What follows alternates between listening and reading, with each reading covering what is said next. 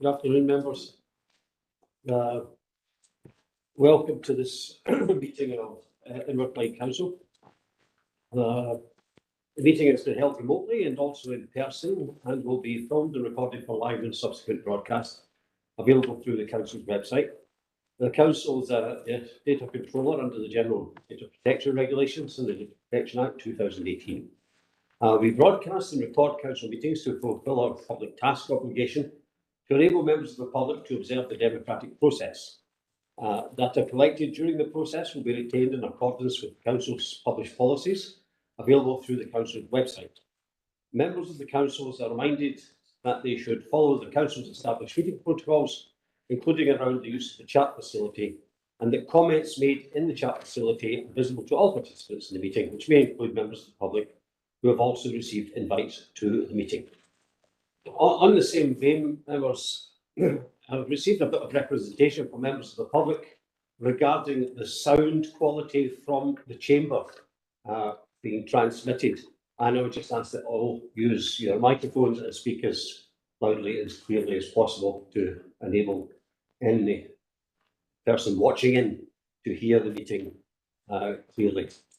There is one item on the agenda this afternoon. It's the budget updates and proposals. Before we go to Mr. Puckering for this, sorry, we have got apologies and declarations.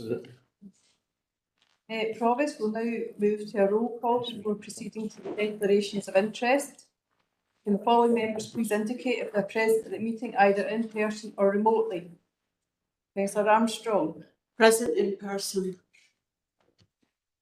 Councillor Brennan. Present in person. Councillor Brooks. Present in the chamber. Councillor Cassidy. Present in the chamber. Councillor Clopperty. Present in the chamber. Councillor Crowther. Present in chamber. Councillor Curley. Present in chamber. Councillor Daisley. Present in the chamber. Councillor Jackson. In the chambers. Councillor Law. Present in the chamber. Councillor McCabe. Present in the chamber. Councillor McCluskey. Present in the chamber. Councillor McCormick. Present remotely. Councillor Maguire. Present in person. Provost Mackenzie. In the chamber. Councillor McVeigh. In chamber. Councillor Moran. Present in the chamber. Councillor Nelson. My understanding was he was going to connect remotely. I think he's been caught up in the IT issues that have been happening the last few days. Councillor Quinn. Present in chamber. Councillor Reynolds. Present in the chamber. Councillor Robertson. Present in the chamber.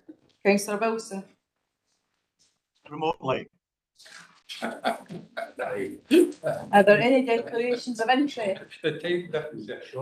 Any declarations of interest? Thank you. So the one item on the agenda here this afternoon, the budget update and proposals.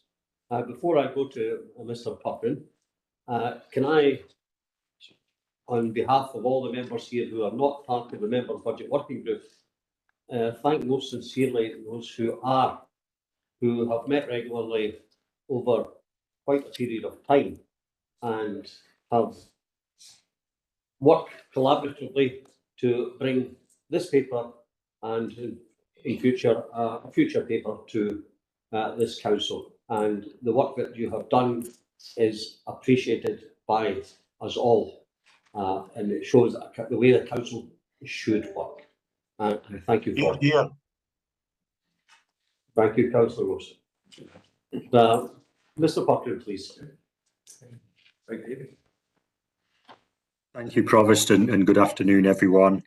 I would like to echo your sentiments and thanks, Provost, to the members' budget working group and also the trade unions in the joint budget group and my colleagues in the corporate management team and beyond for us getting to the stage that we are today with this report.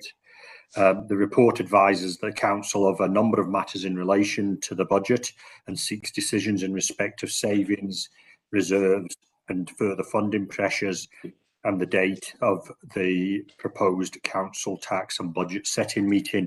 The report represents a significant milestone in the budget process, but as can be seen in Appendix 3, there remains a significant estimated gap to close after the festive period.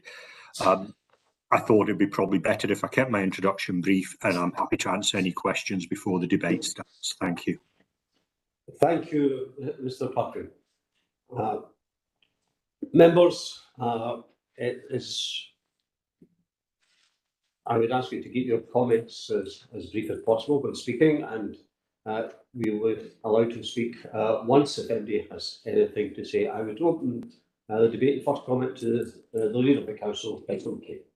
Provost, can I maybe ask a question before I open the debate? And it's a question to Alan. I know that the ink is just dry in terms of the Scottish budget, and I know that the actual statement was delayed because of an alleged leak of information to the BBC. And I've heard some high-level sort of figures quoted around local government. My question, Alan, is does he at this point in time have any sense of what the budget means for local government? I know that always the devil is in the detail, and that COSLA will be doing an analysis as we speak, and hopefully certainly council leaders should get that tonight or tomorrow morning when we meet. But has Alan got any sense of what the Scottish budget is? Great, thank you very much.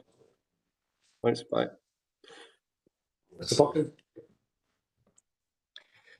Thank you. I'm afraid I've seen nothing from either the Scottish Government or COSLA. What I'm picking up is on the BBC website at the moment, and just before the meeting started, Mr. Swinney hadn't made any announcements regarding local government and funding. So I'd probably best leave it at that until I can actually see something from either COSLA or the Scottish Government, which I'll probably get later tonight or tomorrow morning. Thank you, Mr. Puckett. Councillor McKay. Yeah. Thank you, Provost, and thanks, Alan, for that answer. Maybe I'm better informed than Alan. I did listen to it coming down in the car. Most of it on my phone. Thanks for the kind words, Provost, about the members' budget working group. I think it has been very inclusive so far and very constructive. Unfortunately, our work is not done, and I hope we can continue in that vein. And I also appreciate Alan's comments towards our trade union colleagues, the corporate management team, and indeed the wider staff team who are helping us to get to this stage today. It was a challenge that we were set by our officers to try and achieve £4 million of savings by December, and on the basis of the proposals here, we will achieve that. Not easy, absolutely not easy. I mean, the extent of the financial crisis that's facing Inverclyde and all other Scottish council promised is unprecedented, and I've heard that word used quite a few times, unprecedented. It was unprecedented that Ireland and his 31 colleagues sent a letter to the Deputy First Minister outlining just the extent of the crisis that we're facing. And obviously we've had this statement today. I've heard some high level figures, £551 million extra for local government was quoted, but the devil is always in the detail. I'm sure it's not even going to be screwed to that. That is only half of what COSLA said we actually need to stand still, and I suspect when we look at the detail, it's probably not going to be £551 million net income. So we are going to face very difficult choices and very difficult decisions today and over the coming months. And if we look at the paper before us, Provost, and specifically Appendix 2, I'm sure none of us would like to make the savings that are in Appendix 2, none of us. And if we look at Appendix 4, all these proposals were put out for consultation, none of us would like to take many of those savings. Because we know that the cuts that we're going to make today and the potential cuts that we're going to be making, the potential that we will be making cuts in March when the full council meets, will make our community poorer. There's absolutely no doubt about it. Every aspect of our life will be affected by these savings. But the stark reality for us as councillors, elected members, is we've got to set a balanced budget. We've got the responsibility to set a balanced budget. It's not something that we can walk away from. And I've been here for a long number of years, I have to say, more years than I should be, some would probably think. But I have to say, after more than a decade of funding cuts, freezers on council tax caps in council tax, there just isn't any fat to cut. And I know that the Deputy First Minister has generously told us that he's not going to freeze council tax, he's not going to cap council tax. We've got the freedom to decide what we're going to do with council tax. And while I welcome that in principle, obviously we will face a difficult decision around council tax, particularly in light of the cost of living crisis. These are unprecedented times, as I said. We've had a pandemic, we're still suffering the consequences of that pandemic. We've seen that, for example, in terms of the impact on our leisure services, and we're in the middle of a cost of living crisis, and I'm sure every single one of us is feeling the effects of that cost of living crisis, but we know there's lots and lots of people in our community who are probably feeling it a lot harder than we are. So we are in difficult times, and that cost of living crisis is impacting directly on the council, and budget gap that we're facing has significantly increased because of that cost of living crisis. It is, as people say, it's a perfect storm. And I have to say, I probably never said this before when we've sort of made decisions like this, but I apologise to the people of Inverclyde for having to make these decisions, particularly the people who have been adversely affected by these cuts. It's not something that I come into politics to do. It's not something that any of you come into politics to do. We're not about cutting jobs and services. We're about improving the quality of life in our local community. But the reality is that we have hard decisions to face. We all stood for election last May. We were all elected. Maybe some of us didn't expect to get elected. Maybe some of us didn't quite know what we're letting ourselves in for. Maybe even me didn't expect it to be this bad. But it is bad. It's really bad. It's really difficult. And we've got difficult decisions to make. But we have to start making those difficult decisions, and that starts today. So it's very much with a heavy heart, always, that I move the recommendations and ask the council to support it. And invite my colleague councillor, my wife, to say. Councillor Clark? Well, this is the first newspapers that will not be very before the council in this, before the end of the financial year. And I know this is a word that we're using a lot, unprecedented times, but these are the unprecedented and tumultuous times. We as a council have had to make increasingly hard decisions which we know impact on many people across Inverclyde, people that we love and that we care about. And I just want to first of all say thank you to the members of our working group for working cohesively together to try to come to consensus and for all the help and direction that our officers have given us, and the many, many reports that we've had. We know that it also impacts on your time and ability to deliver in operational matters. So thank you. Please know that we don't take, members of the public, the budget decisions lightly, that we don't take the cuts that we're making today and the cuts that we'll make later this year lightly. We live in this area and we love its people dearly. Today's budget, as Councillor Cape said, the ink's not quite dry on it yet, but I have listened to it very briefly on the way to this meeting. It sounds positive, but the devil is indeed in the details. I'm thinking about things like the non-domestic rates freeze. That is great for all businesses, however, that does create a further challenge for us next year as our revenue income will be impacted from this. And it's one of those things that we need to, over the coming weeks and months, build into the budget paper that will be bringing before council, and that will include things like council tax. So it is similar to what Councillor McCabe said there. Begrudgingly, I move, I second this paper in front of us, and I hope that the settlement is much better than maybe what we're all anticipating. Thank you, Thomas. Councillor Curley, please. Thank you, Provost. Good to say, I'm very called. I'm in agreement for a lot of what Councillor McCabe and Councillor Maguire said today. I think looking at this report, starting to reflect the difficult choices we are required to make collectively to address the legacy £4 million budget deficit, which we've been funding for a number of years through earmark reserve.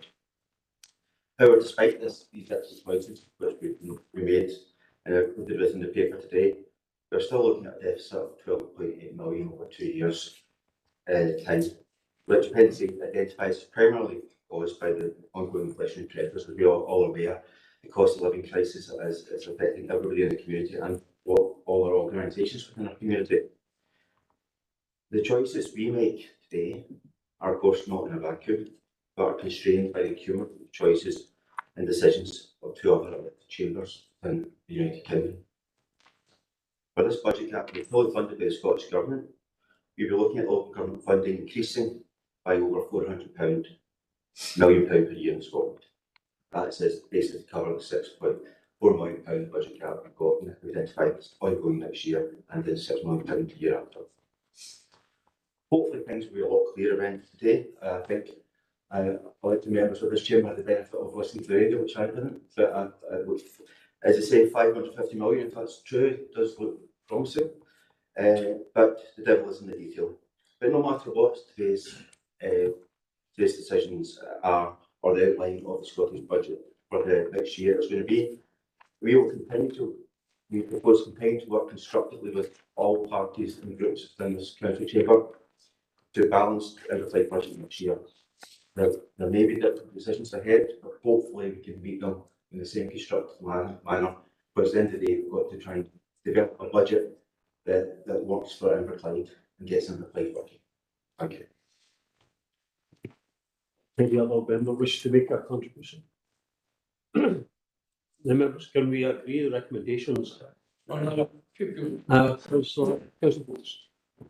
Thank you very much, Provost. I can associate myself with support that the member budget working group officers and trade unions have given us to ensure that we are today at a place, Provost, I don't think where we want to be. But there is context to actually why we are where we are. What would we do today if we had an extra 1.71 million?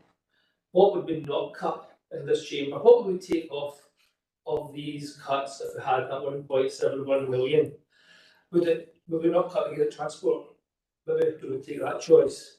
What about the pothole budget? Maybe we would choose not to cut the pothole budget, or maybe we would increase our charges on the miles and cremations. These may be the choices that we would take if we had 1.7 million. Why did I say Provost 1.7 million? Well, 115 million could have been distributed to local authorities in advance of today's budget. It could have been distributed to local authorities if SNP, Green and Scotland have chosen not to put 20 million aside for an earmarked referendum, a divisive referendum, I would call it.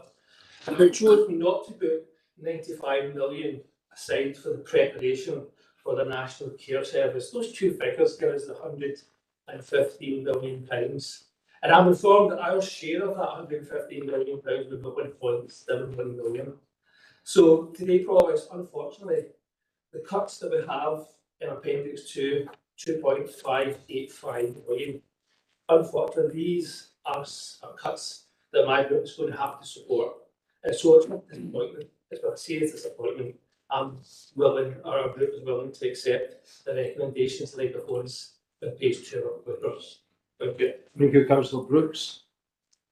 Is there any other member? Councillor McVeigh. Thank you, Thomas. And I can also associate myself with some of the comments made around the chamber with regards to member budget working group officers and everything else. And it's difficult, Thomas, and like everyone in here, we go to our community council meetings, we go to legislative meetings, and we can see the effect that these cuts are going to have. We can see people concerned whether it's Inverclyde Leisure or the van charge being on £8 or which potentially could happen in the future. But all these things are there, and all these things do have an effect on our communities. And like everybody in here, probably, I didn't come here to make my community poorer or less a better place to live. But we are faced with the consequences of the budget as we have it so far. And it's with regret that I, Councillor Quinn, and we sure by the chamber will have to accept these cuts as they are. I hope, and again, like everybody else in here, we haven't really seen the budget as such, but it appears that if there is some funding coming towards local government, then we'll see how that pans out.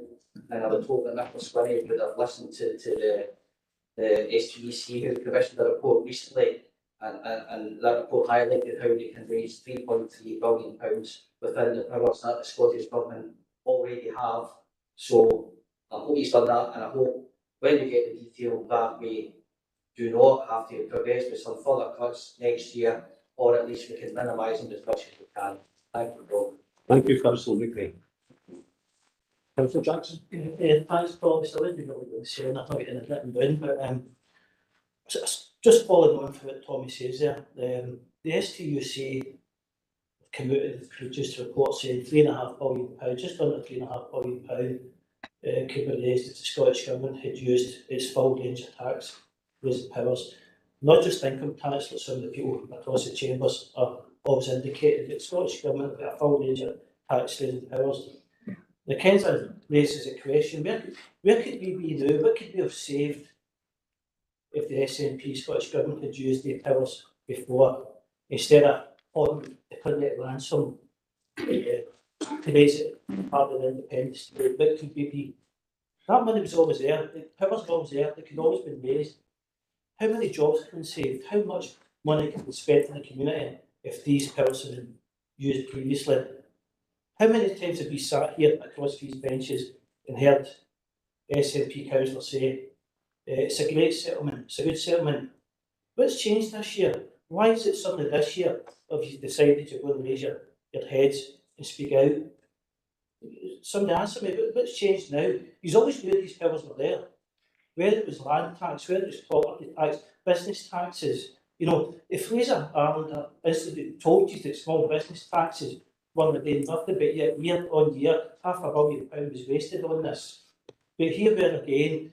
This £500 million is the rules that she says. We all know that. Councillor McKay's been in this game for a long time. He knows the figures are going to come close. If we're going to be here on 3rd of March, cutting again, I'll say one thing in the members' budget work group. I'm going to agree with the members' budget work group. I'm probably the only person in here that doesn't. I would stand and fall by a Labour budget every time, but I understand the need for consensus and get everybody on the table. But my opinion is everybody gets what anybody wants. So I'm sorry what to say, Paulus. Thank you, Councillor Jackson. Is there any other member wishing to make contributions? Councillor Moran? I trust get to start the same like yourself, Provost. I had the great privilege of sitting in that chair, and it was keep going. You sit in that chair, you do represent the road quickly. That's the first and foremost.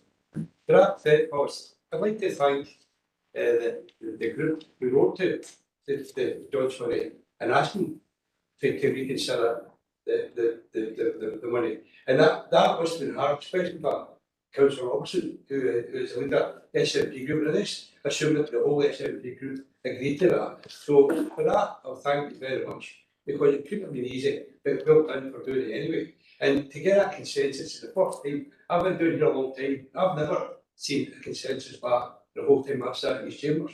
Never have I ever seen a consensus like that. So I want to congratulate everyone who took part in that letter. Also, Provost, I'd like to emphasise today at 2.5 in recommendations,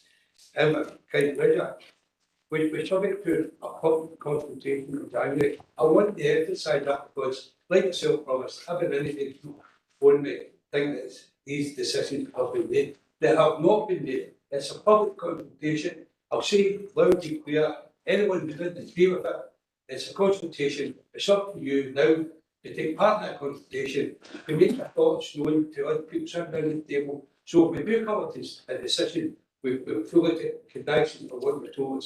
So I want to emphasise that problem. 2.5, it's a public consultation, and I want the public out there to know that problem. Thank you. Thank you. Thank you, Councillor Moran, for your wise counsel. Does any other member wish to make a contribution this afternoon?